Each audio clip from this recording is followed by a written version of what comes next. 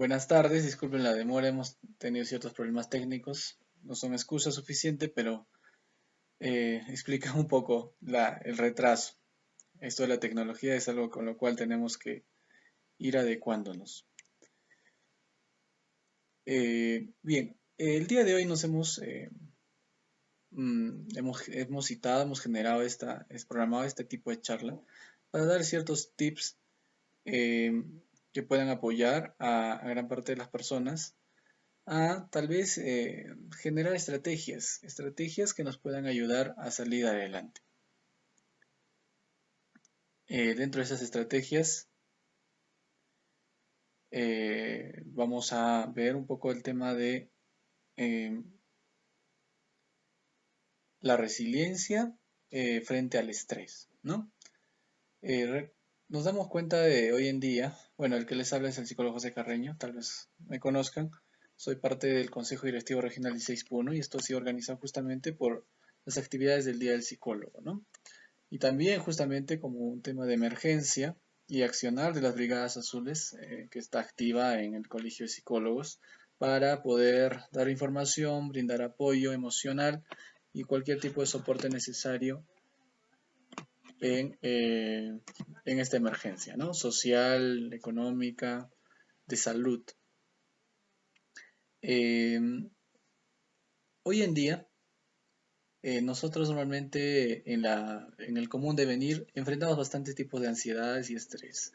El mismo estrés de adaptarnos a esta vida, ¿no?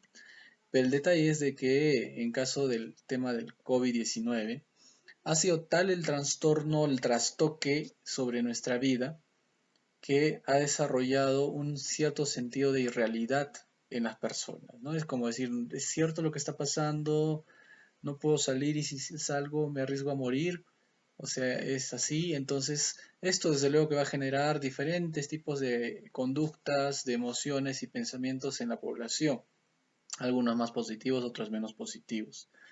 Y dentro de eso vamos a ver que eh, puede estar generándose el tema de conductas muy disfuncionales que van a incluso a empeorar esta crisis, ¿no? Vamos a revisar un poco este tema y dentro de eso vamos a ver de que puede haber bastantes tipos de reacciones, ¿no? La principal reacción que vamos a ver en toda la población va a ser siempre la incertidumbre. Es más, nuestros gobiernos y los estados, eh, ellos mismos tienen incertidumbre porque es un problema nuevo, es un problema del siglo XXI que hace 100 años no lo vivíamos con la gripe, con la pandemia de la gripe española, ¿no? Que en realidad se formó, salió de Estados Unidos, pero bueno, le llamaron gripe española. La incertidumbre va a generar una cierta sensación de pérdida de control. Toda situación de pérdida de control genera una vulneración a nuestro libre albedrío, o sea, a la búsqueda de seguridad y de controlar nuestro medio y genera un impacto en nuestro medio. Eso nos da seguridad. Muchas personas que entran en ansiedad y en confusión, su principal característica es justamente la incertidumbre de elegir una cosa u otra o que su destino no esté en manos de ellos, sino de otras personas. Y esto genera bastante deterioro psicológico. Pero hoy en día todos estamos enfrentados a esta incertidumbre, ¿no? Aspectos que son relevantes y que en realidad, como dicen muchas personas, en realidad son solamente la punta del iceberg, porque después de esto van a generar trastoques culturales en las personas, ¿no? Trastoques culturales debido a que, por ejemplo, la forma en cómo nos relacionamos, en cómo asistimos, en cómo nos divertimos incluso, en cómo las personas se desestresan comúnmente, está trastocado, ha cambiado bastante. Dentro de esto va a generar, por ejemplo, en ciertas personas la confusión, ¿no? Nosotros en psicología conocemos esto como un tema de trastornos adaptativos. ¿A qué se le llama trastorno adaptativo? Es cuando una persona es sometida a un cambio de vida, a un cambio vital bastante profundo, ¿no? Puede ser la pérdida de un ser querido, la pérdida del trabajo, de la casa, se quema la casa, un terremoto, o la pérdida de un miembro del cuerpo, ¿no? Y esto normalmente genera estos trastornos, pero ahora todos como masa, como sociedad, estamos viéndonos enfrentados a un trastorno o una sintomatología de trastorno adaptativo, ¿no? Esto genera confusión en las personas debido a que la información también es bastante variable. a todo nivel, ¿no? Información política, información económica, información de la salud. Algunos creían que solo el 5%, el 3% se iba a enfermar o podía complicársele, o un 2% morir, pero hoy en día hemos visto que ciertas tasas de letalidad en ciertas partes son del 15%. O sea, no era del todo fidedigno algunas cosas, ¿no? Esto en algunas personas va a generar simplemente la negación. Y ese es uno de los principales fenómenos que estamos ahorita enfrentando. Muchos países, muchas sociedades están entrando en una suerte de negación. Empiezan a negar la situación o piensan de que a ellos no les va a afectar porque es una simple gripecita, como recordaremos la frase famosa de Bolsonaro, Jair Bolsonaro, presidente de Brasil, ¿no? Y que hoy en día incluso él está en una negación, un presidente de Estado, ¿no? Y hay otras personas que van a salir a la calle protestando porque esto es toda una mentira, que es una farsa, que es una conspiración. Algunos le dicen que es un fenómeno conspiranoico, ¿no? Donde pensamos de que las personas en verdad no es de que haya una enfermedad, sino nos quieren controlar de alguna manera en sus hogares, ¿no? Otras personas, por el contrario, se van a ir al extremo del negativismo, del miedo, y van a entrar a una suerte de indefensión, ¿no? Un fenómeno de indefensión donde se pierde cierta esperanza de sobrevivir y donde las personas suelen exponerse a ciertas situaciones o entrar en verdaderas depresiones, ¿no? Que también es posible. Otras suelen disimular su depresión y suelen atacar esto con un tema de la ira o culpabilizando a otras personas. Hace poco hemos visto ese fenómeno de los migrantes, de nuestros paisanos que llegaron desde la ciudad de Lima o de otras capitales de departamento, tratando de regresar a su tierra, ¿no? Tratando de sobrevivir, un mecanismo de supervivencia. ¿Y qué ha pasado? Lo que ha pasado generado desde que producto de este miedo las personas han reaccionado con ira y han empezado a apedrear, han ido a culpabilizarlos de que ellos pueden difundir el miedo, perdón, el COVID, y pese a que negando todo tipo de información sobre cómo se transmite en sí la enfermedad, ¿no? La enfermedad se transmite cuando nosotros estamos en masa, en grupo. Ahí se transmite. Si estamos aislados en un cuarto, no salimos o tenemos las precauciones, en realidad no va a pasar nada. Eh, y estos son los fenómenos que también podemos ver. Hay otras personas más bien que disfrutan mucho de la vida social o es más, dependen de otras personas para no sentirse solos totalmente, ¿no? Entonces, muy diferente es estar solo y otra cosa es desarrollar el sentimiento de soledad. También hay personas que pueden desarrollar ese tipo de situaciones. Buscar compañía. ¿Y qué va a pasar? En esa búsqueda de compañía sale de la casa, se va a otra casa y buscando esa compañía va transmitiendo el virus. En realidad, las visitas familiares deberían estar prohibidas, ¿no? Y si hay esas visitas solo para tal vez abastecer a un familiar de algún alimento porque él no pueda salir porque es una persona en riesgo vulnerable, estas visitas no deberían ser con el contacto, decir hola hermanito, hola primo, hace tiempo que no te veo, hola enamorado, ¿no? No, pero hasta ahora no, aún no se tiene total conciencia de el mecanismo. Y esto por una suerte de negación, una cierta de ignorancia, una cierta de confusión que puede estar generando nuestra ansiedad y el estrés. O sea, ahora actualmente estamos hablando no solo de que este tema del estrés ante el COVID, que desarrolla desde luego la ansiedad, va a afectar físicamente a las personas o psicológicamente, sino también la pone en riesgo y pone en riesgo a la sociedad para que continúe esta pandemia, ¿no? Vamos a ver una frase que quisiera que la analicemos un poco, debido a que al parecer lo que acabo de hablar es bastante negativo, ¿no? Hay estas personas, estamos en incertidumbre, estamos enfrentando situaciones, pero hay una elección, hay un punto de quiebre donde nosotros sí podemos elegir qué hacer y qué no hacer. Por ejemplo, sabemos de que todos estos cambios macro sociales y también microsociales que tienen que ver con nosotros, con nuestra familia, con nuestro entorno, van a traer dolor, sí, dolores leves, en algunos dolores muy grandes, como las personas que pueden perder o han perdido un ser querido debido al COVID, o también dolores porque el negocio se fue al fracaso, o perdieron el trabajo, o algunos otros tipos de dolores que, aunque aparecen muy superficiales, muy nimios, también generan bastante dolor, ¿no? Personas que tienen ciertos hábitos, por ejemplo, las personas que salen a correr, o las personas que hacen ejercicio, o hacen cierto tipo de vida, distinta, ahora se han visto privados, ¿no? O incluso solamente las personas que salen a divertirse, ¿no? Y que ya saben de que ahora van a haber bastantes restricciones con el tema de las reuniones sociales, fiestas y etcétera, ¿no? Y que sí han generado en ellos una adaptación única, ¿no? Entonces, este dolor existe y va a existir, está ahí presente, no lo neguemos, no reaccionemos con ira, no culpabilicemos, no sé, a China, no culpabilicemos a Estados Unidos, y no estoy hablando de política, ¿no? Sino de búsqueda o a Vizcarra, al presidente Vizcarra, ¿no? Sino aceptemos que el dolor es parte de este proceso social, también biológico, porque estamos ante un virus. eh, y la decisión en el punto de quiebre acá es qué hacemos con este dolor. ¿Qué hacemos con esta frustración? ¿Qué hacemos con esta ansiedad, con este miedo? Algunos se van a aferrar a su dolor y van a continuar sufriendo, tal vez echando la culpa, tal vez deprimiéndose ellos mismos, echándose la culpa ellos mismos, tal vez, o cierto tipo de conductas inadaptadas. Y hay otras personas más bien que van a agarrar su dolor, van a aceptarlo, van a analizarlo y van a sacarle provecho. Es por eso que el sufrimiento es opcional. Ahí está el punto, no solo de quiebre, sino ahí está el punto de control. Recuerden que muchas de las sintomatologías o de las reacciones ante esta pandemia justamente se originan debido a la pérdida de control, a la sensación de irrealidad debido a estas nuevas vivencias. Entonces, el camino es justamente el mismo, pero en inversa.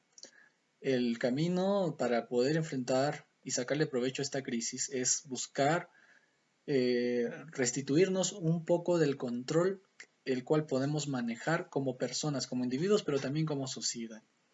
Hay cosas que tenemos que renunciar y hay personas que les aterra renunciar a cosas porque no saben qué les trae o qué les depara después de esa pared, ¿no? Que es renunciar a ciertas cosas, ¿no? Tras esa puerta, perdón. Pero hay muchas cosas positivas que pueden traernos.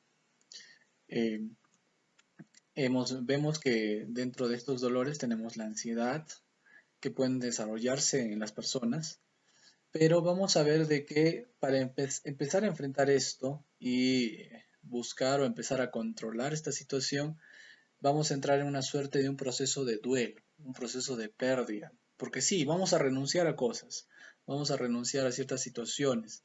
Entonces, una vez que renunciamos a algo, empezamos un proceso de duelo, así tal cual como podemos perder un ser querido o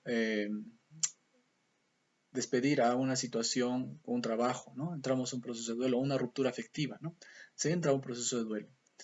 Entonces, acá lo que sí quiero que pongan atención es de que mucho tiene que ver, y bueno, está tapando un poco mi cámara, pero tenemos acá un plano cartesiano donde, de acuerdo a cómo nos manejemos, vamos a ahorrar energía y vamos a ahorrar tiempo. El tiempo es nuestra vida, tomémoslo así. El tiempo es vida, el tiempo no se puede recuperar. El tiempo se dice que se ha vivido, nadie te quita lo vivido, pero el tiempo nuevo, el tiempo que nos queda, que nos resta de vida tal vez, siendo claros, ese no se puede recuperar, ¿no? Y si es que lo desperdiciamos en esta suerte de ansiedad, de culpabilización, de ira, de negación, de soledad, de confusión, estamos perdiendo vida. Ahí estamos perdiendo vida. Y también tiene que ver mucho con nuestra motivación y el nivel de energía, ¿no? Entonces también, si es que nosotros aprovechamos ciertas situaciones, nuestro nivel de energía va a subir y vamos a ser mucho más productivos para enfrentar esta crisis. Bien, en primer lugar, como algunos conocerán, también somos psicólogos, estudiantes de psicología, tenemos el tema de la sorpresa o el shock, ¿no?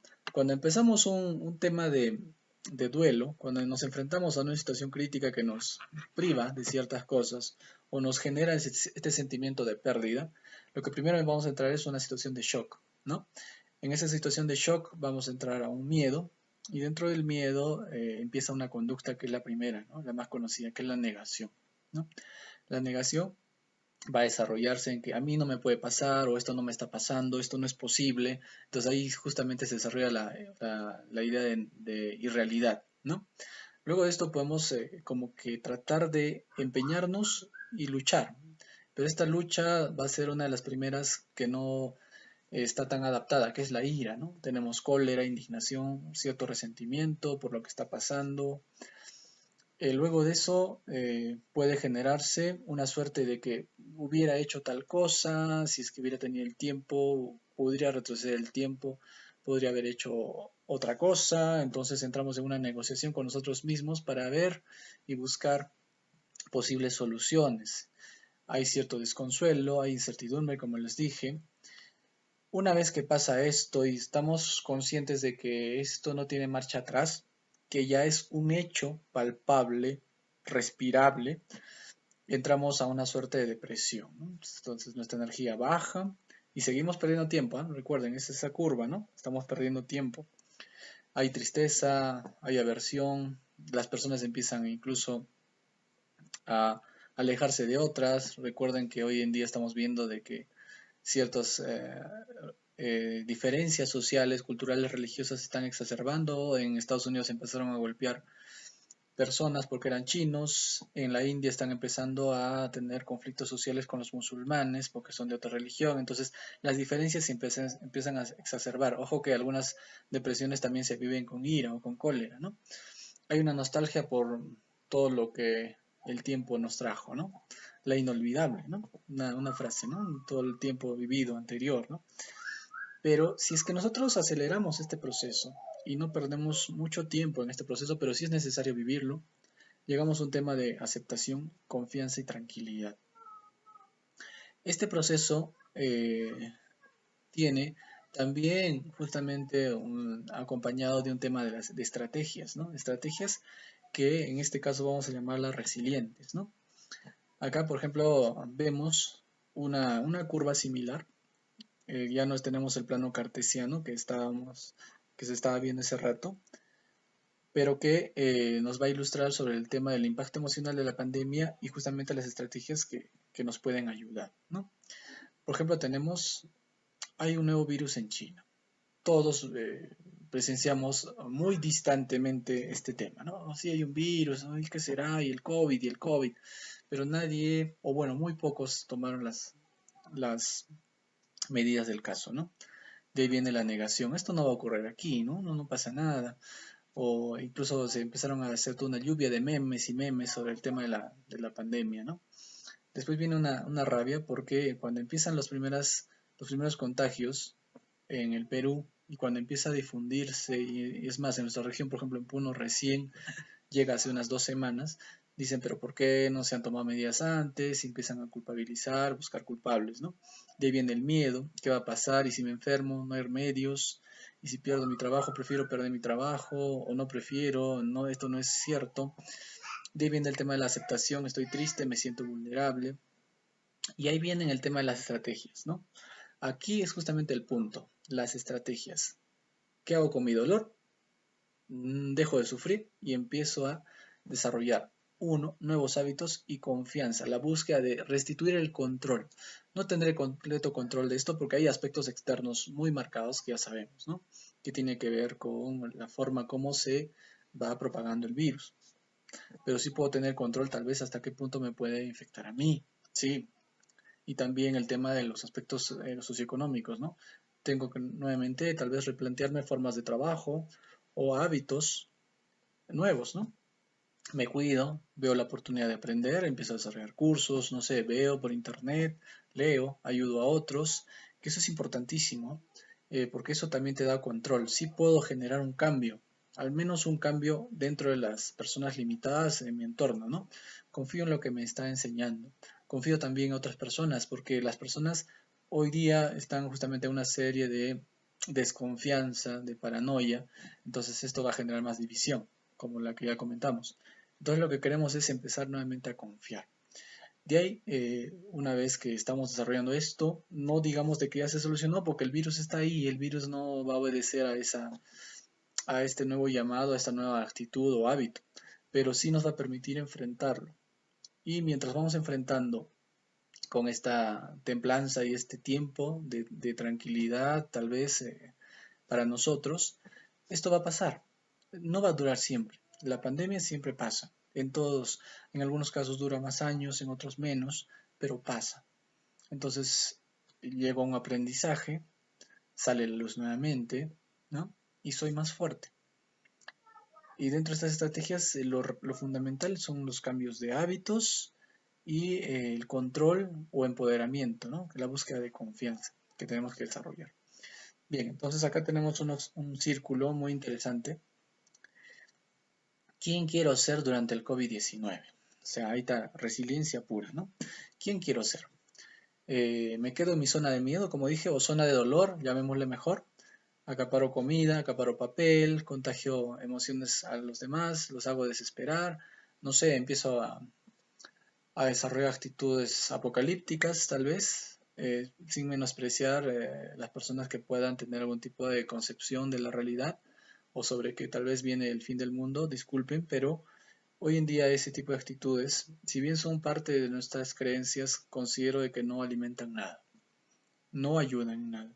Entonces, todo esto de irritarse, de estar agresivo, tengo que dejarlo. Y entro a una zona de aprendizaje, que es lo principal. No puedo saltar pasos, tengo que ir paso a paso, ¿no? Entonces, dentro de esa zona de aprendizaje empiezo a tomar conciencia, conciencia real, ojo. Hay países en donde, bueno, son pocos, pero sí hay países donde el tema se ha manejado a través de la cultura cívica, a través del comportamiento social. No se ha declarado cuarentenas. ¿Y es por qué? Porque como que hasta cierto punto en esas sociedades tal vez se ha mejorado la calidad de enseñanza, ¿no? No es nuestra realidad, no la es. Nosotros sí necesitábamos una cuarentena. No vamos a analizar o ponernos a analizar si hubiera sido mejor así o así, ya está hecha, ¿no? Eso es nuevo, nadie tenía la receta y nadie la tiene hasta ahora, ¿no? Claro que algunos están demostrando de que tienen ciertas certezas en ciertos aspectos que han hecho y bueno, les está yendo bien. Entonces, dejo de comer compulsivamente, dejo de consumir compulsivamente. En realidad, si nos damos cuenta, cuando empezamos a bajar la ansiedad, al empezar a aprender, al empezar a tomar control nuevamente de ese potro que es la vida, entonces baja mi ansiedad, entonces voy a darme cuenta de que si no estoy saliendo a la calle, si no estoy haciendo trabajos físicos como antes los hacía, en realidad necesito comer mucho menos. Y no nos vayamos al extremo de ciertas autoridades que pueden decir que vamos a supervivir sin comer 40 días. No, eso no. Eso es falso, ¿no? Pero sí podemos vivir con menos comida. Y es más, nos va a hacer mucho bien. El tema de limitar un poco nuestra dieta y cierto tipo de conductas compulsivas ayudan bastante, sobre todo al sistema inmunológico, ¿no? Se reactivan nuestras células, entran en modo ahorro y eso es necesario. Comienzo a soltar lo que no puedo controlar. ¿Qué no puedo controlar? La masificación de la pandemia en la ciudad, en Puno, o tal vez en el Perú. Pero sí puedo controlar, identificar aspectos que sí puedo controlar yo, ¿no? Empiezo a informarme adecuadamente, no pongo copiar y pegar cualquier información que puede ser dañina para los demás, ¿no? Como el hecho de decir de que podemos ponernos desinfectante en las venas, que eso es falso. Y eso ha sido, por ejemplo, un psicosocial que se desarrolló también por el presidente Donald Trump, ¿no? Recuerden, ¿no? Una pequeña frase que para algunos, claro, pienso que es broma, ¿no? No será cierta, pero para algunas personas sí sí se han infectado, ¿no? O sea, perdón, sí se han intoxicado. 100 personas en Estados Unidos después de que Donald Trump dijo esto, se intoxicaron con un desinfectante, ¿no? Entonces, en esta zona de aprendizaje, siempre analizo la información necesaria, identifico cómo me estoy sintiendo. Si estoy deprimido, busco la compañía, busco el respaldo, el soporte emocional. Si estoy ansioso, puedo hacer otros ejercicios en casa, puedo desarrollar actividades en casa. La vida va más lenta y la aprendo a identificar. Y dentro de esa lentitud también aprendo a buscar también ese aspecto psicológico trascendental que ha hecho de que el ser humano sea lo que es, que ha sido adaptarse y supervivir, que es el juego, la creatividad. Algunas personas en este sistema tan rápido, tan acelerado, abandonan esos aspectos, ¿no? Y solo los que mantienen esto en realidad suelen ser incluso más exitosos, ¿no? Entonces de ahí paso a mi zona de crecimiento, adquiero capacidades y empiezo a encontrar ciertos propósitos a lo que estoy haciendo. Y ese propósito te va a dar ya necesariamente un piso necesario, un nuevo piso. No te quedes con tu antiguo piso, tienes que construirte uno nuevo. Pienso en ayudar a los demás, busco ayuda, también pongo mis talentos al servicio de quien lo necesita Y ojo que esto no solo es altruismo, es una forma de adaptarse. Es como decir un tipo de economía solidaria. Algo, un movimiento que en realidad ya tiene bastantes adeptos y que hoy en día en los nuevos retos económicos que nos estamos enfrentando tienen que ser más escuchados. Vivo el presente, como se dice, nada de excesos de futuros ni de pasados, como algunos conocen. Empiezo a centrarme, ahora sí, porque lo necesito. Necesito centrarme en el aquí y el ahora. Nosotros los psicólogos siempre hemos trabajado en el tema de las terapias, los que tal vez hayan escuchado a un psicólogo, los que son psicólogos o han estudiado psicología, el tema de terapéutico gestáltico que nos habla siempre del tema de centrarnos en el aquí y el ahora, que no hay un lugar existente que ejemplifique nuestra felicidad máxima o tristeza máxima que el aquí y el ahora, ¿no? Es un campo en el cual podemos ejecutarnos y no vivir de ensoñaciones, ¿no? Es más, parte de ese aquí y ahora también es justamente tener un estilo de vida saludable, ¿no? Soy más empático, también con los demás, no detengo mi pensamiento cuando un miedo me abruma y trato de valorar y agradecer las cosas que tengo, ¿no? O las cosas con las que me he quedado. Como decía Facundo Cabral, ¿no? La vida en realidad no te quita cosas, solo te aligera de las cosas en el camino, ¿no? Y eso es muy importante recordar. Normalmente algunas personas se quejan, por ejemplo, del tema de las AFPs o no sé, de algunos tipos de bonos y dicen, pero ¿por qué me toca tan poco si yo tenía más? Y, en realidad, si no hubiera existido este COVID, no lo hubieras tenido. En realidad todo viene a ser un regalo, ¿no? Entonces, cuando te lo quitan, te va aligerando de ciertas cosas que en realidad incluso al parecer te pone más ansioso, como el bono, ¿no? Mantengo un estado emocional alegre y contagio esperanza. Busco la manera de adaptarme a los nuevos cambios. Contagio esperanza. Idea importantísima. Una vez que diseminamos esta semilla de la esperanza, incluso a nosotros nos va a ayudar porque hay un feedback, hay un rebote de esa esperanza, ¿no? Hay una situación donde dice, veo una luz detrás de ese túnel, ¿no? A través de ese túnel. Y otra cosa que es importantísimo, si antes tu vida era acelerar, acelerar, acelerar, una vida de aceleramiento, en esta pausa forzada a las que nos hemos visto, tenemos que adoptar la estrategia contraria. Tenemos que ralentizar un poco la vida.